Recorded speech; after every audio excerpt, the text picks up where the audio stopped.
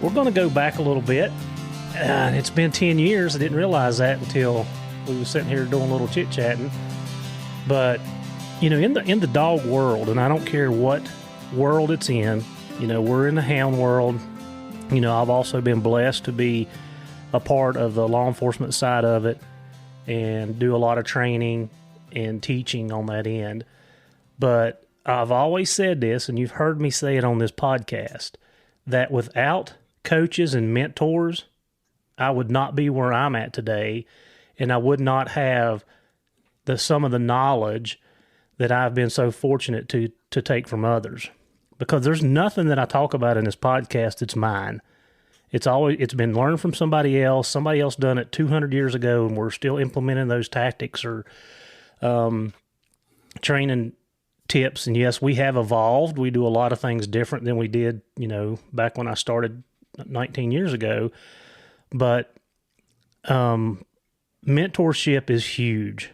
And for you younger guys that are getting into the dog world, hounds more specifically, if you can get somebody that'll take you under their wing, it's going to do you invaluable justice, because they're going to save you a lot of headaches, time that you could be enjoying yourself instead of being frustrated. So today, I've got one of my good friends, I consider him a good friend, and a mentor on with us. And I've got Jeff Barrett on. Jeff lives in Lakeland, Florida now. But Jeff and I both have, well, he's got ties back to Virginia. We'll go through that in a minute. And Jeff is one of the co-owners of HITS. And you've heard me talk about HITS several times on here, because I pull a lot of my knowledge from the variety of instructors they have at this seminar. And it is by far the best seminar, canine-wise, that I've ever been to. I mean, last year we went to Orlando. Jeff, how many people were there? 1,600? Yeah, we had 1,600 plus. Now, that's 1,200 attendees. That's the police officers and their supervisors and trainers that attended with us. And then we had about 400 vendors and instructors and admin people. So, yeah. So, yeah, what an amazing number. It is. I mean, and it keeps, like, again, before we get too far in this, like, from the time that I started going in 2013 was my first, well, I'll just walk you down the path so we don't have to go back and redo it. So in 2013, I went to St. Louis, Missouri. And just to give you guys a little bit of me, I actually paid my way to go to this seminar. My sister lives in St. Louis, so I was able to go out and stay with her. And then I paid for my entry to the seminar, and that's how much I wanted to learn. Like, I wanted to know, I wanted to get information, and that was the best way to do it. Now, since then, my department has been 100% taking care of the financial part of it. But that was the start of it, 2013, August 2013 to be exact. So I go up to the registration counter, and guy sitting there, we start having a conversation. He asks me my name, I tell him, he hands me my badge, and my badge says Christiansburg, Virginia, and he goes, you live in Christiansburg? And I said, yeah. And he said, I'm from Virginia, and we got into this conversation, and Jeff's from Tazewell, and a lot of you bear hunters listening, y'all know where that's at. That's in some of the heart of the bear country around here. But Jeff's originally from Tazewell, and that was our connection. We started having conversations and talking about Virginia, and it kind of grew from one thing to another. And Jeff comes up, when he comes up to see his mom, I've had him over a couple of times. He's actually came, I mean, this is so important. He's actually came and stayed with me and went to our canine training. I mean, that he come to our canine training and helped me learn and helped our guys improve. And then as that relationship built, we actually had his group up doing, and I don't remember what year it was, Jeff, but y'all come up and done a detection class, a 3-day detection class. So I can't remember what year that was. It wasn't too many years after 2013, I don't think. I want to say 15. is what I want to say it was. Right. Yeah, you guys come up, and we had a huge class, dogs from all over the East Coast, and y'all done a 3-day detection seminar. And I'm going to roll this too before I let Jeff kind of tell about himself. So through my relationship with Jeff, and, we have ties because, he's from Virginia, I'm from Virginia. I have got to know a lot of the guys in the HITS Foundation. I guess that's the way you can say it. So there's a couple guys in there. So Andy Weirman, he does the detection stuff down in Florida. And then you have Ted Doss, who's an attorney down in Florida. And because of my relationship with Jeff, I'm able to tap into those guys. I can't tell you the times that I've sent Ted an email on case law and stuff, and he gets right back with me and answers it to the best of his ability or gives me really good guidance or advice. Andy, the same way. I've sent him emails on some detection problems that I was having, and then on a case that come out of Idaho here just a while back, and Andy gets right back with me. But, that circle of influence, it continues to grow. And as it grows, you gain more knowledge and you get better. And I can't be thankful enough that, our paths crossed, because a lot of what I know now has come from you, Jeff, or the seminars that I've been to over the years, and I've been to several of them over the years. So to 10 years, I've been to at least 6, maybe 7 of them. I missed the one in Chicago. You had one out. I guess you had one in Arizona a couple years ago, or San Francisco. Where was that? Yeah, we had one in San Francisco, and then we had one in Phoenix as well. Yep. Phoenix, Scottsdale, they're neighbors, so we're back there. Yep, so that's the 3 that I've missed. So out of 10 years, I've missed 3 years. And that's because they're on the West Coast, and, I don't really feel good about asking my department to pay for me a $1,500 plane ticket out there and back. But so that's that. That's how our paths crossed. The mentorship, and I'm sure as we go through talking, we're going to talk about that a lot because, Jeff has fielded phone calls for me after phone calls for me. And not only me, several other guys in our group have called and asked questions. And he has such a diverse group in his circle that I can get about any answer from any discipline that I need. So I felt like that it was important for me to go over that before we get into everything else. So Jeff, just tell everybody a little bit about you, your years of service, your years as training dogs. You guys travel all over the country training dogs, and that's why I wanted to have you on, because we're going to talk about some of that. Yeah, we sure do. Life is so funny when you get to look back on your own life and you think, had they asked me, someone, where I'd be in 20 or 30 years as a career police officer, what would that look like? I wouldn't have ever had a clue. And I was probably 20 when I first went to Lakeland. And of course, I was born in Richlands, which is in Tazewell County. And then my mother and father moved us to Florida when I was 7. But I went back every year and spent the summers with family there. So it's definitely home to me, and I still get back there as much as I can. But when we moved to Florida, I got out of high school, went to work for a prison, and saw their bloodhounds there, and I thought that was just the neatest thing. I had been raised with hog dogs, catching hogs with dogs, and so that was my first experiences. My grandfather was a foxhound guy, so that was my early experiences with dogs. As I learned more about that whole process, I think it was just a great way to get together with friends, go out for the night and enjoy yourselves on the mountains, listen to the dogs run. They could tell which dog it was that was theirs, according to them, Mm-hmm. But that was my first experiences. with dogs. And when I went to the prison, I saw the bloodhound, thought, man, that's the coolest job. I like that. But I never got there. I always wanted to be a cop, but I didn't really give too much interest to the policing side of it when I saw my first police dog. And I thought, that's the job I want. I'd rather be out there chasing bad guys, trying to catch them with a dog, than to do anything else in my life. And it was just a passion that I had about, what it took. I saw that finished product in the back seat of that police car. And I thought, this is where I want to be. This is what I want to do. And I think I was a cop for 20 months when I got my first one.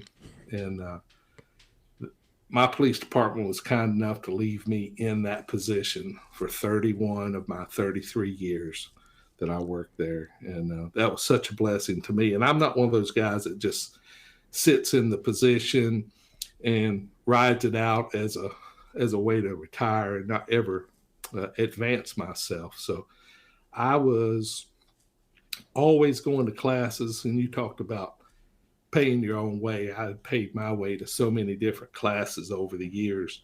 I remember early 2000s, Bob Eden, great mentor, one of the guys that, had this traveling seminar where they would go and they train people. And he come to Florida about 3 or 4 years in a row, and it was always a different topic. And I took every single class that he had, to the point where he gave me my last check back because I had taken so many of his classes. He's like, I've paid enough into his services that he wanted to give me a class. And I had learned so much through that stuff, but I had this passion to want to give back to people and educate them on what little bit I knew. But I'm a student of this game to this day, and not necessarily exclusively to the law enforcement side of it, but to every other aspect of sporting dogs, just training dogs.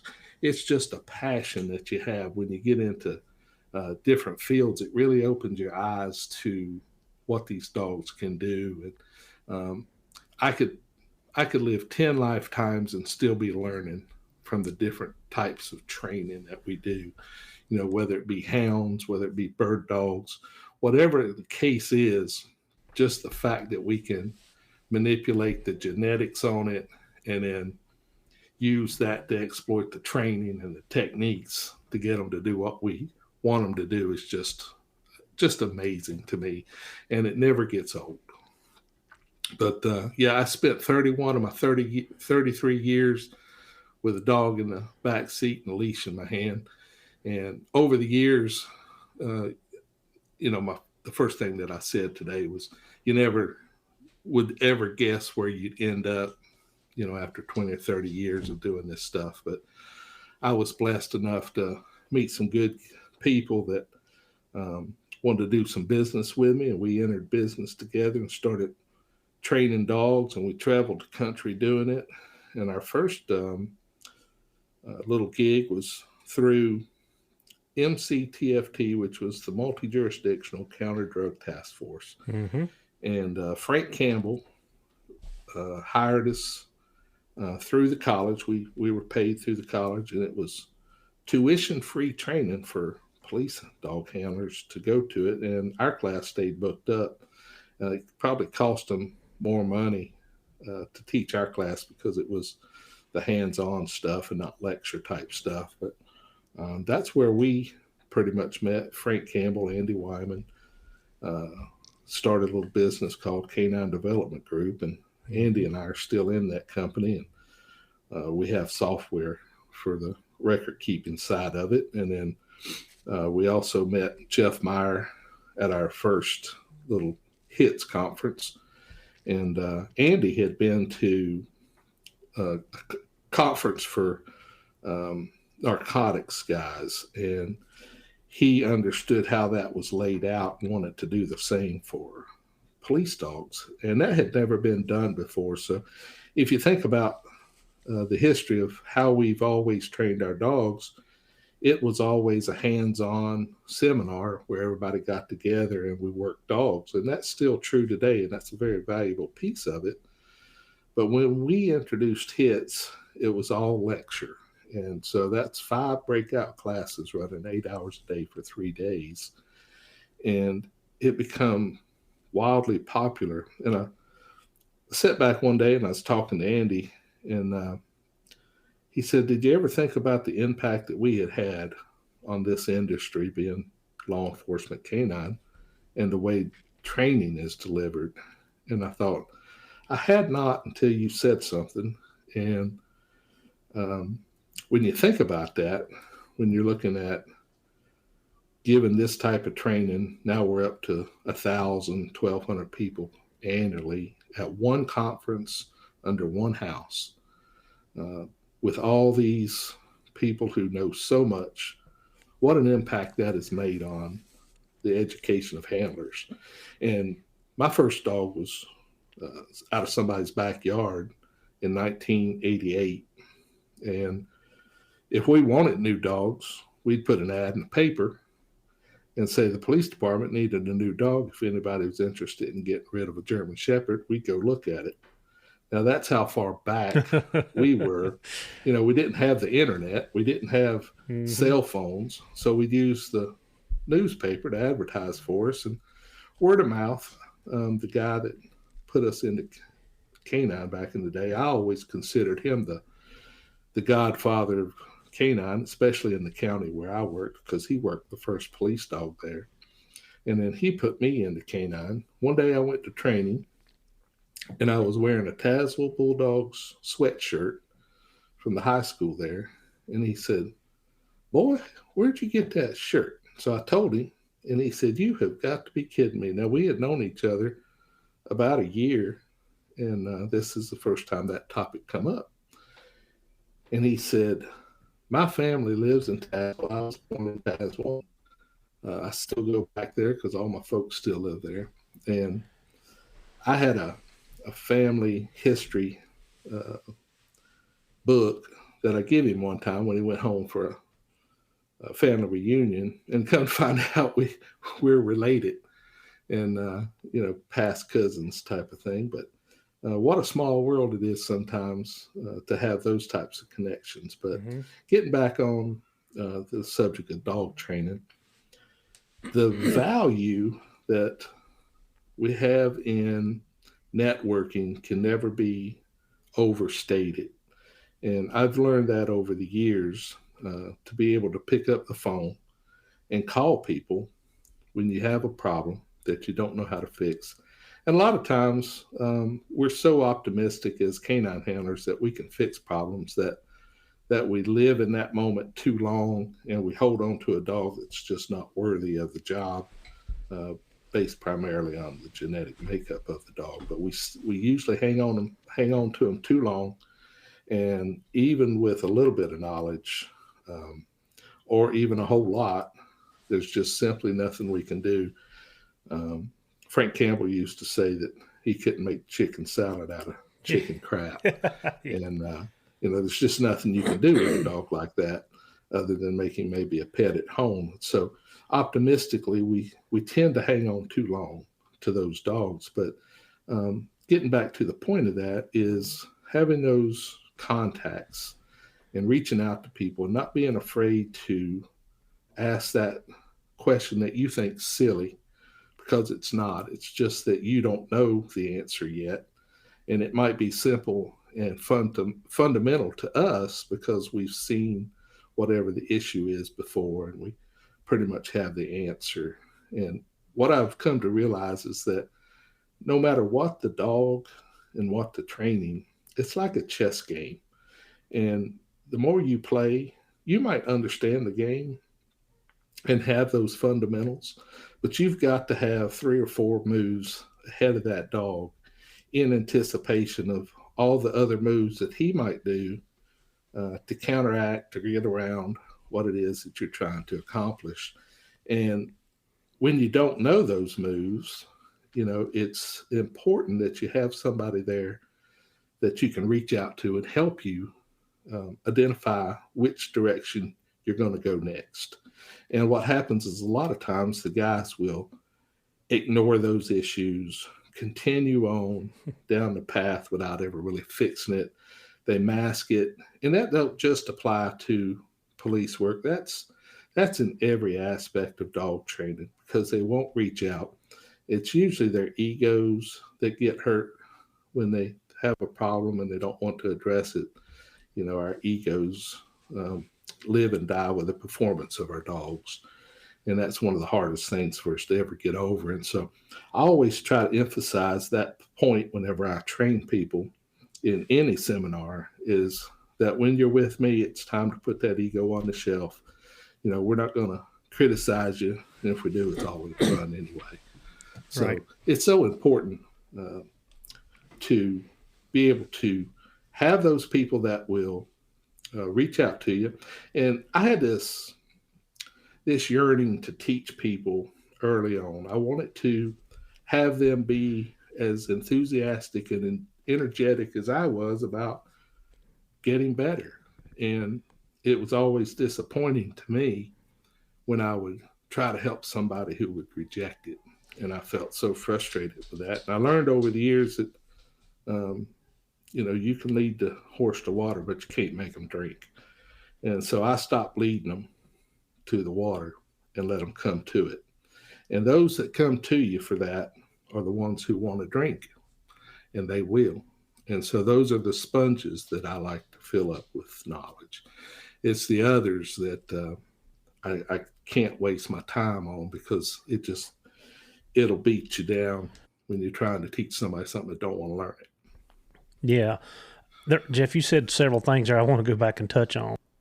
The Journey on Houndsman XP has teamed up with One TDC. This dual action support for oral health and mobility in our dogs. This unique supplement is so effective that it is recommended by top veterinarian experts worldwide to maintain and improve our dog's health in 4 different areas: their oral health, hips, joints, and muscles, skin, coat, energy, and recovery. Guys, I've been using this product for the last 6 months, and it has been a game changer for me. If you're looking for something to help with the overall health of your dog, go to worksowell.com and give this product a try. It is highly recommended by Houndsman XP here on The Journey. Do you like to be outside like I do? Hunting, fishing, hiking? If so, Onyx is the app for you. I've been a loyal Onyx user for years. It's the one app that I can honestly say I use daily.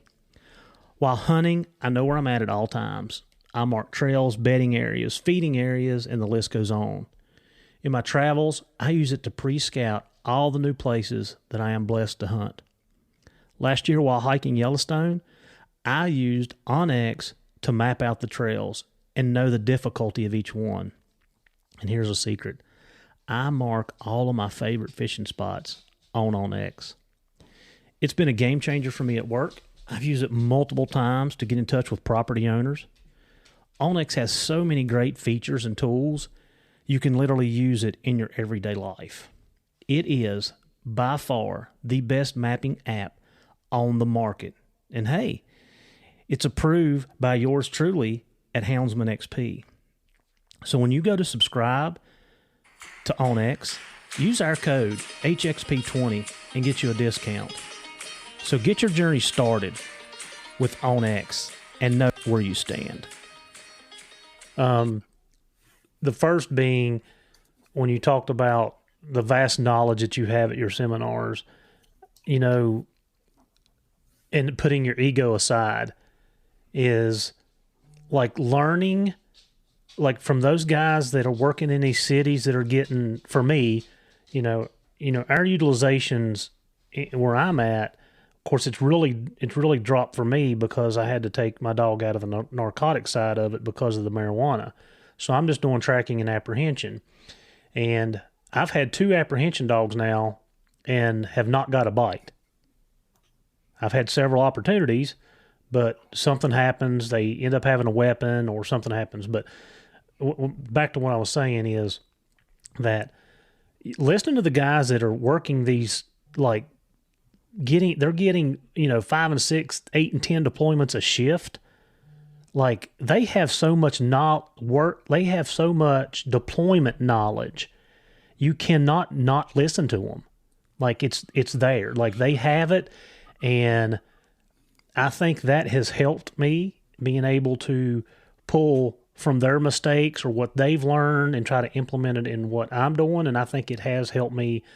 I think it's helped my success rate on the law enforcement side. The second thing that you said that I want to touch on is you can't make people learn what they don't want to learn. And that's hard in our field because bear hunting or hound hunting in general. Let's just go hound hunting in general. I don't care if you're a competition coon hunter. I don't care if you're a lion hunter, bear hunter. We're very cliquish, and you don't like to go outside your circle, and it's ego driven. And we have to be able to, like, and you posted this a while back, and I've seen it float out across the Facebook and Instagram several times, is that a man's ego is a big burden for a dog to bear. Yeah. And it is, because our expectations are here. And like you said, people mask the problem. They avoid the problem. They don't deal with the problem simply because they don't ask or reach out to somebody that knows. And just in the law enforcement side, I couldn't fix half the stuff that I've had to fix if I hadn't called you or somebody that you have connected me with. That's helped me. And I understand that if I don't have you guys you're training all over the world, I mean, all over the country. And in fact, I listened to a podcast, you and Jeff and AP, and somebody else was on it. I can't remember who. I was actually Daniel Darr and yep. a couple of Jeff Myers was there. Yeah, he was doing the podcast. Yeah, but you were actually at some training, and y'all were doing like a question and answer. And I was listening to it. I was coming back from North Carolina bear hunting, and I was listening to it on the way home. And I think you and AP, or maybe AP had brought it up and said that you were surprised that, like, some of the dogs did really good, and then the other dogs, there was no in between. It was either failure or the dogs were able to perform the task. And I don't remember exactly I don't think you guys even said what you exactly were doing. But you said the next day when we come out and you adjusted things and was able to coach them through the process in steps, how much more success that everybody had. Yeah, it's incredible to see how quickly you can see progress in some of the classes that we run. But the downturn on that is when you go home, you can't say, well, the dog knows it. We give you the tools and the techniques to advance that. And just like everything, those are diminishing skills. So if you don't keep up with them, it's not like you can rest on that plateau and say, I've got it. And that's why we have maintenance training, because this is a never-ending process. It's not like a savings account where you put a little bit into it and it grows by itself. Yeah. This is something that it's always going to falter if you don't keep up with it and try to advance yourself. And so, if you say, well, we did that for 3 days and, he's got it. Mm-hmm. He don't. So, and that's true with every single aspect of dog training. Doesn't matter whether it's a floppy-eared dog or a pointy-eared dog. And don't matter what you're doing with it. If you don't continue to work with it and work on it, it's going to diminish in its value to the dog. So it's a perishable skill. It sure is. Perishable skills for everything we do. And one of those questions, and I won't give the guy away, but there was a guy from a small agency, one dog in his agency, and he had to travel to get anybody to train with. And your guys' advice were, you've got to hook up with somebody, whether you have to drive an hour or two, or if you can train one day by yourself, or, the next training day, try to venture out and go with somebody that's got that experience. which I'm going to tie back into what I'm talking about is, there's a lot of guys that have been hunting hounds for a lot of years, and they have a lot of knowledge, and a lot of times if you reach out to them, they'll help you with that problem, or they can give you some tips or some tricks that they've learned to try to do that. And Jeff, I can go back on all these. One of the things that I've learned in canine training is that the bigger your toolbox is, the better you're going to have for success, because dogs are not cookie cutters. No dog is ever the same. And that if I have 3 or 4 options, then I can pick out the option that best suits that dog. And I know, if I know the process, which I should if I'm continually learning, on how to implement that process when I switch him to a different training technique, I would say. Is that sound right? Yeah. Everything we do is based on generalities. Everything that we teach is just in general. We know that the techniques that we talk about are sound. We know that they work because we've implemented them. And when I take any technique, I don't care if it's obedience to tracking, and I tell you, this is the process, this is going to be the technique, and it works flawlessly, and the dog performs as he should, just as I told you it would. It makes me look like $1 million, right?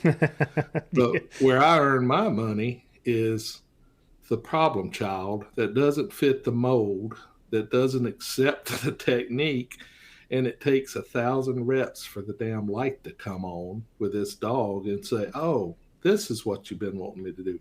Others fall right into it, 3 or 4 times of doing something. They're like, hey, I kind of get this. I know what's going on.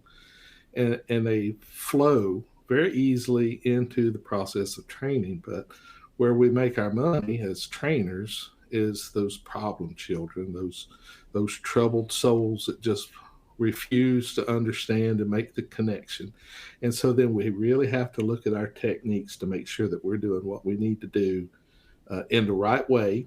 And then there's just other times where, and this is where the gray area comes in, is when I tell you a technique, there's a lot of guys that see everything in black and white. Mm-hmm. And it's either, yes, it's documented, and this is the rigid way, the rigid technique, and it's not working.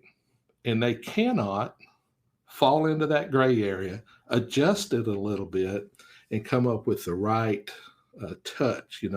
If it were a stew and you're trying to perfect the flavor of it, you may take a little less salt, a little more salt to make this technique work. And they have such trouble envisioning that. And a lot of times when I talk about these things and I talk about the dogs having trouble, it's as much or more, probably more, the person in trying to process what I'm telling them and applying it to real life. They'll nod their head and look at you and say, I got it. And then, of course, we're all going to dance with 2 left feet. But I'll tell you, I've trained hundreds, if not thousands of handlers, probably thousands. And I've seen so many dogs over the years. And of all my students, very few have ever, probably none, have ever been as receptive, understanding, and have such a vision as AP. I didn't know AP until I put him in the canine unit. And, it really benefits you to know a handler's personality before you give him a dog. So I gave him a dog that was a little soft. He was a little harder handler. But I can talk to him, or he can hear anybody that knows more than him, and they'll give him a crumb of an idea and technique, and he can see it, take it. He'll be able to hold pie out of it and be able to work with it. And that's just how good he is. He's way better of a trainer, in my opinion, than I am. And I'm the guy that trained him to begin with. But it's people like that who really shine in any probably any environment, but we're talking about dogs and training. So when these people come around and they're open, their heart and their toolbox to you, don't be afraid to pick their brain about it, because they're going to give you something, and don't necessarily say, well, it didn't work for me, so therefore it doesn't work at all. We know what we do works because we've done it so many times. And I've had that happen to me where I've learned techniques and thought, wow, this is really going to benefit me. And kind of find out it was just a tool in the toolbox that I rarely ever use because it just didn't work for me. Especially like recalls from a bite where you're sending them and calling them back. Had some techniques that I thought, this is going to work pretty good, but it really didn't. So you keep those in mind for dogs that it might work on, and then you move on and you just keep putting those tools in your box. So one of the things that I see, and I'm pulling this from my law enforcement side, the training side, and I'll ask you this because you see thousands of dogs a year. Foundation. The more foundation that you put in a dog, and the better the more solid the foundation is, the easier it is to work the kinks out and deal with the problems. Is that true or not? Yeah, and there is nothing that says you can't take a step or two back and go back to that foundation and shore it up. If you start to see some problems that you've maybe advanced too far, too quickly, and you start to see the dog struggle, and the particular angle that I'm talking about is tracking. There's so many different layers to this that complicate it. And if you're trying to build to a level that's more complex, where you have longer tracks, less odor, more distractors, you can't just jump right into something like that. You have to take away one of those elements, two of those elements, if you're going to make one of them harder.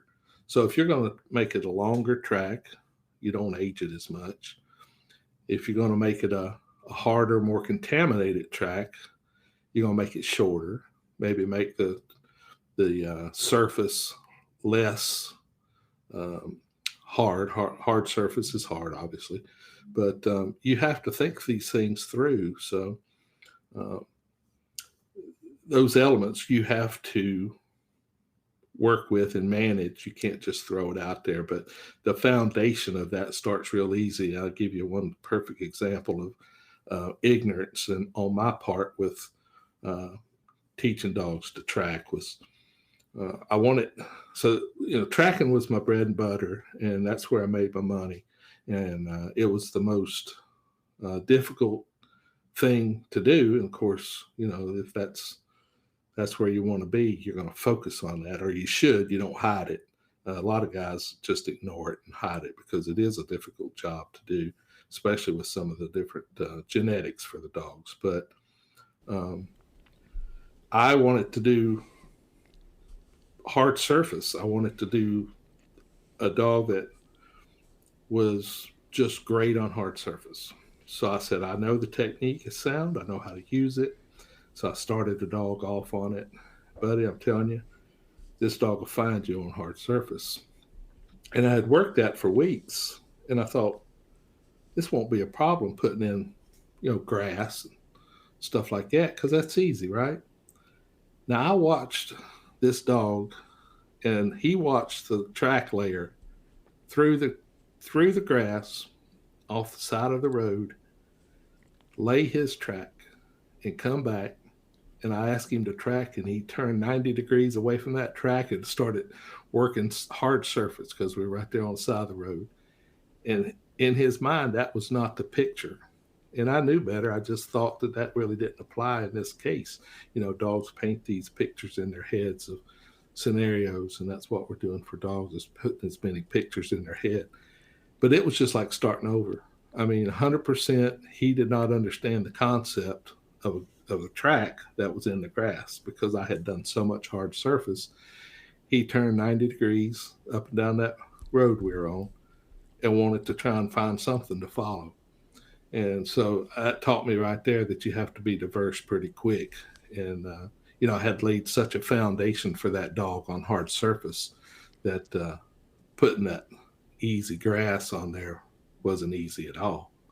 So from then on, we started, breaking it up and doing all those different surfaces at once so that we painted those pictures simultaneously. But the foundation is so critical. I've had guys come to me and said, well, I do the advanced stuff better than this basic stuff. And I just chuckled to myself because you can't do anything in police work without control. There's no tactics without control, and control is just basics. And so once I kind of imparted that idea to him, it made a little more sense to him. But I can tell you that if I were to advertise a class today, and I advertise it as a fundamental basics class, I'd only get about a third of the interest as if I'd run the exact same class and said it was advanced, because people want advanced. But when they come to class, they can't do what I'm hoping they'll do because they can't do the basics. Yep. And a lot of times what I do is I spend a lot of time with those guys who want to do the advanced when they come to class, running through some techniques that will get them up to speed before they can ever do anything more advanced, because they just don't have control. Yeah. And I mean, that's a good point you made. And I don't guess I've ever said that out loud, but the wrong foundation, or not the wrong, but a foundation in one direction can definitely set you back when you're trying to do multiple things. Yeah. And, you guys, when I first sit through your class, you guys start off on hard surfaces. We don't. We start off on, vegetation, because most of our deployments are rural areas. Very seldom. I mean, not a lot, but we'd have, tracking through town. And even if we did, there's so much grass and so many islands in the parking lots and stuff like that, I can find a productive source pretty quick and get back on it, where you guys are a lot more pavement oriented. So yeah, I mean, I picked that up when I was sitting through y'all's stuff, that you guys, and you had said, I think you had actually said that in your class one time about you'd think it would be easy, but if you don't, it's not. Yeah, you think it would be easy. And, once you've introduced the dog to it, it's probably more crushed vegetation than it is anything else. But he's, that brain's working so hard with that nose, picking up all those things and recording them, that, the process is probably really more than, we like to talk about what we know about the dog's nose, but I doubt in all sincerity that we know anything close, to what's going on. And a lot of it, honestly, is genetic driven. I have a difficult time finding high drive dogs that'll track like I want them to track. And that truly is genetics. Now, you can see plenty of videos where these guys are working Malinois and these high speed dogs on hard surface, and they're very methodical. And I know that these people that make these videos are very sincere about it, but that's not every case. That's not, I don't think that's the norm, where these dogs are going down the streets and filled with people and being able to do that. And I'm talking the Malinois types and stuff that doing that. So, well, it's funny you bring it up. I had just done a podcast with Miguel from Spain, and one of the things that Miguel said, and I want to go back after that too, but one of the things that he said is, the thing about our field that people don't realize is, like, in the hunting world, my dogs are genetically driven to catch game. They're bred to track, trail, tree, bay a bear or a cat or a coon or whatever. In the law enforcement side of it, those dogs are not genetically bred to chase humans. That's a game that we implement. And, like, the dog's not, I don't want to say overly excited. He has a job to do, and some dogs do that task very, very well. But it's not the same excitement level that you see out of my dogs when they catch a bear. Right. And he and it kind of like opened my eyes. I'm like, that makes sense. Our dogs are not, that's not a genetic makeup to track a man. Right. That's not exactly what they were bred for. But like you said, we're taking those drives and implementing, our training and stuff. But I thought that was pretty interesting that he said that, and I got to looking at it. I'm like, yeah. And, Jeff, one thing that you're talking about that a lot of the listeners don't understand is the pointy-eared dogs, and I've seen it more, and you would know well above me, but you and I both have that commonality too, is the tracking is what got me into the police dogs. Yep. Catching people, using a dog to hunt. And that's what I love to do with my hounds. And, you and I got in at about the same time. I'd been in this job 18 months, and I got my dog. And, of course, you've got a lot more years in than I do and a lot more experience. But, I want to track man. But the pointy-eared dogs, and I see it more with Malleys and Dutchies, is that visual stimulation. And I think, is that what you were saying? Yeah, they're very visual. Yep. My shepherd that I have is not that visual. Like, he will put his nose, and you talk about the more methodical. You see that in him more so than my Malley that I used to have. Now my Dutchie that I have now he's a decent balance, but through the training that I've got from you guys and other people that I've been to, I was able to create that when I started his foundation and made it so that he was not just sight tracking everything that he was doing. Yeah, it's something that I just don't know that we can overcome to the degree that we want it to be with some dogs. And that's just the realization. Everybody wants to track better. If you're so inclined to advance yourself, you're going to reach out, and that's where your contacts come into play. And that networking is so important. And I don't want to beat a dead horse, but I don't think that I can ever overstate the value of that, to reach out to people, to find the ways. And if your heart's in it and you want to do good, and it's not something that you're looking for the accolades from the police department for, you're looking at it from a self-satisfaction, because that's pretty much where we have to be if we want to really be good. We talked about paying for classes out of our pockets because we just want it to be better. But, for the guy that has to travel an hour, if his heart's in it and he finds the people that he can connect with that will help him advance, that hour drive just, it might suck a little bit, but it's a sacrifice that people like that are willing to do. And I know I've certainly done it. I've got people that, are an hour and a half away from me, that hour and a half drive ain't nothing for me to go see these people and talk to them and train with them. That's just the way it has to be because of the thing that I want for myself. And it's not, I'm retired, but I still learn.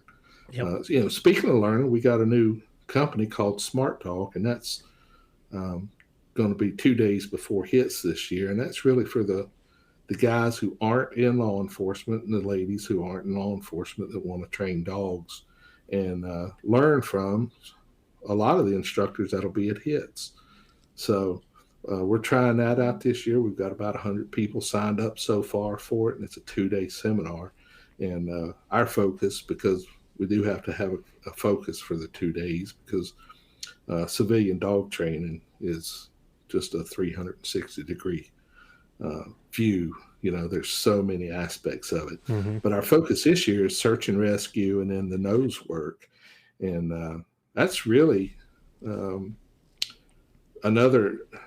that whole civilian side of everything plays such a value in what we can do with our police dogs that has been overlooked for years. We used to think that we were better and thought that we were separate, and we knew what we were doing with police dogs much more than any civilian trainer. But there's so many different things out there to learn, and I'm just having a ball with all this stuff. There's scent detection work where people get together with their dogs and they compete, kind of like a drug detection certification. And they don't find drugs, they just do the different scented oils and stuff. But it's a huge thing. And so people want to learn that sort of thing too. It's the detection side of it, but search and rescue is huge. All these different aspects of dog training, we're just going to have different stuff with the Smart Dog Training Conference in the coming years that we do this conference. So that's going to be another great asset for people who want to learn more about developing whatever skill it is that they want, because these basics are a lot of times just that. They're universal and they're basic, and we can advance it. But, you were talking about the drives of the hounds and the difference in the way they perform with the tracks and versus the police dogs. And that really evolves down to the reward system. These hounds are being rewarded genetically, interested in the thing that they find, whatever animal it is that they finish up with, whether they tree it or whatever. But that's an interest that is shared by the single hound as much as it is the group. So, if you're running a pack, they're learning from each other. They're feeding off of each other's enthusiasm to do that job, and then they're learning at the same time. Now, their genetics may push them straight into how to use that nose with that brain, but it's the pack that they're learning from to find home that skill. And, we talk about dogs being able to track every single one of them that has a properly, they're not some type of issue physically with their nose not working, but they know how to track. But obviously it's up to us to hone that skill to the level that we want it. And so when we talk about trying to find the drive and to take that drive and enhance it for ourselves, it all boils down to what reward system that we have. So the hounds have that straight into their DNA to do it, and then their pack mentality enhances it and hones it.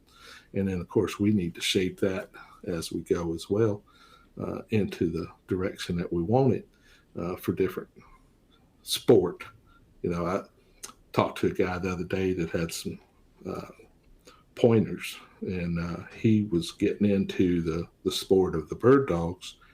And I was floored at the amount of control that these guys have to be able to go out and compete against one another. And one of the aspects was that your dog had to work with my dog, having never seen my dog before, in control and allowing one dog over the other to lead that point. And so it's just one more thing that opened my eyes to just how much there is to learn out there from these dogs and from the guys who know it. That was just unbelievable at the amount of control that they could work on the dogs. Yeah. And a lot of it's genetics, but we put our human influences on it. But the point I was making is that it's the reward system that really drives them. Yeah. And you said something there that I've touched on this quite a bit in this, my podcast, is, dogs learn so much faster from other dogs because they can interpret their body language and what they're doing. That pack has a lot of value to it, where, when we separate the dog and we're trying to teach it in what human thinks it should be, a lot of times that get distorted. Yeah. And, we've talked about, you've trained this, we've done it, we put a crate. I know Franco had us do it. We put a crate out in the field put the dog in it, let him watch all the other dogs work. You know, I know you talked to me about it, about muzzle work, letting the dog watch doing that muzzle work. And, you know, that pack has a significant value that a lot of times I don't think we as dog owners put enough weight in it. Right. You know, I can give a real quick example. And this goes to a lot of guys that have really gamey dogs, that if you've got one or two dogs that like to pull fur, I mean, they like to get in there and get after it, then you're going to have a whole pack of that. And if you have a dog or two that stands back and works an animal like a cow dog, which is what I prefer, I want my dogs on the rear end, not the front end, and I want them back, and I want them baying, and I want them putting enough pressure on the animal to stop it, but at the same time, I want them to have enough sense not to get tore up. And they learn I can't teach that. I can't teach it. The pack teaches that. Yeah. So much value in that. So much value. Yeah, there's, you know, it transcends across the lines of anything that we want to do, is that these dogs learn from each other. And the AKC is going to do a presentation at HITS this year, and the guy that's doing it, forget his name, his last name's West, I think, but they have done some breeding to try, and everybody does breeding to try and enhance the breed, but they've made some successes in the detection dog work, the labs and stuff that they use with a breeding program that that they believe is scientifically sound, and it's worked for them. So I want to hear what the guy has to say about their process and their thinking and how they've developed this whole thing, because in anything that we're doing with these dogs, genetics is really a sharp indicator of how far we can take it. You know, if say we were working at knee level on a dog whose genetics are there, we may only in performance rise to the waist, but if we can breed them with that right genetic coding and that comes out strong at the waist, we may be able to take that, you know, to our shoulders or above with what we know about it. And that doesn't just isolate itself to one particular style of dog disciplines, dog training. That transcends them all. Mm-hmm. Yeah, no, genetics, and we talk about that as, you know, that's your start, is how strong are your genetics for whatever you're using the animal for. I mean, it's you can't manipulate that a whole lot. If it's there, it's there, and if it's not, it's not. And it's so important. You know, you can still take one with good genetics and not knowing what you're doing in training, and it would be just a couch potato because of the things that you've allowed it to involve itself in around the home or whatever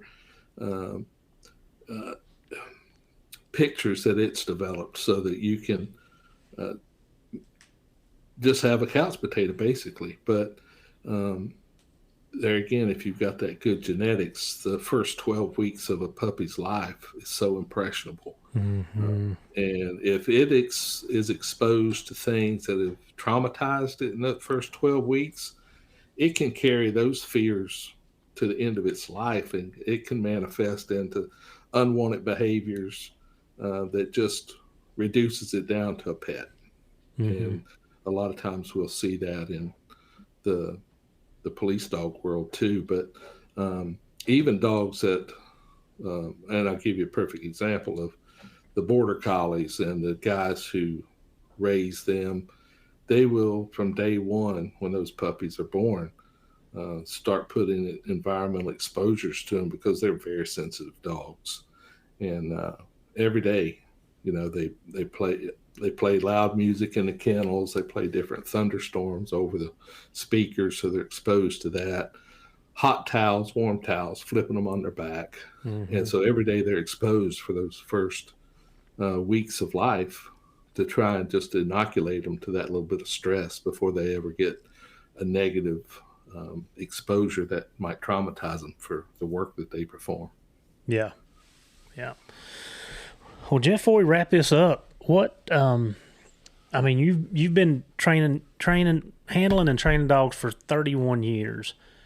What advice would you give to the listeners about dogs or dog training?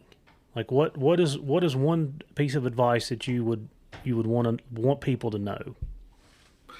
Yeah, to reach out to those who you think know more than you and not be afraid to ask those questions, and to never just rest on what you've done so far, because none of us know it all. And I can tell you that I'm still learning, but if you have the desire to be better, just don't dismiss the value of learning from others. And my police department's canine units, one of the best, I think, and I'm not trying to brag about it, but I've seen thousands of police dogs, and their performance can be matched to anybody's.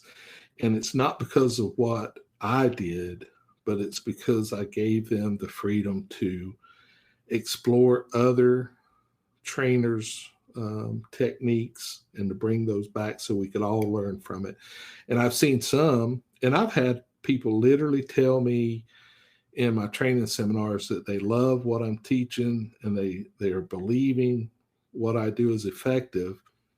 And they turn around and say, the sad part is I've got to go home and do what I'm told. I can't get out of that bubble. I can't get out of that circle that they keep us in.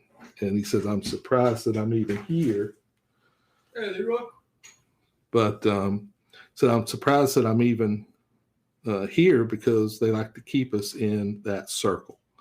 So that's, to me, when you give people that type of freedom to go out and learn from others, you're broadening yourself and their abilities.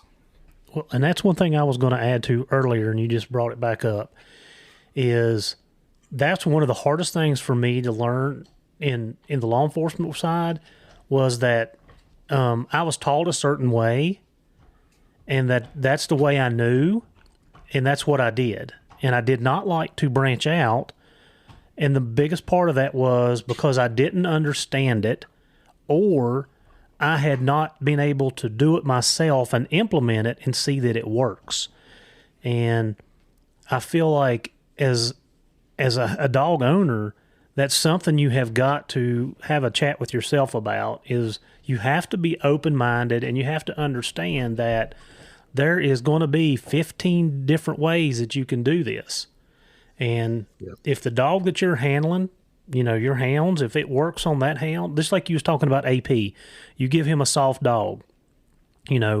As for us as trainers, that's something we have to do. We have to pair our dogs with our handlers, and you have to know their personalities and stuff. And you have to be able to say, okay, I learned through an old time method that, I won't give it away, but a certain agency still uses that method. And I feel like I have evolved 10 times of the way I learned it. And they still use that method, but they have perfected their craft. They are really good at that. And what people don't know is they pick out certain types of dogs that fit their method. And they wash a lot of dogs because they don't fit that style of training. Right. And, as a handler, you've got to be able to branch out if you want to become better. And I don't care what field it's in, hunting, retrieving, pointing, police world. You've got to be able to tell yourself that I need to learn different ways, because there's one point in time that I may need to use that way. Yeah, that's exactly right. So, in a nutshell, that is the advice that I would give people, is that, and it's funny that you talked about the different ways, is everybody's going to tell you something a little different. And it always frustrates and confuses the new guys trying to train a dog, because the first thing that happens is when something don't work out is, well, you're telling me one thing and somebody else is telling me the other. And so I'm always constantly trying to calm them down and say, listen, if I'm worried, that's when you need to start worrying. But if you don't see me worried, don't start worrying yourself. This is just a process. Mm-hmm. And so a lot of times I will allow that person to work whatever techniques it is that they're being taught by the trainer that they're under at the time. And later on, we'll talk about what I think about it.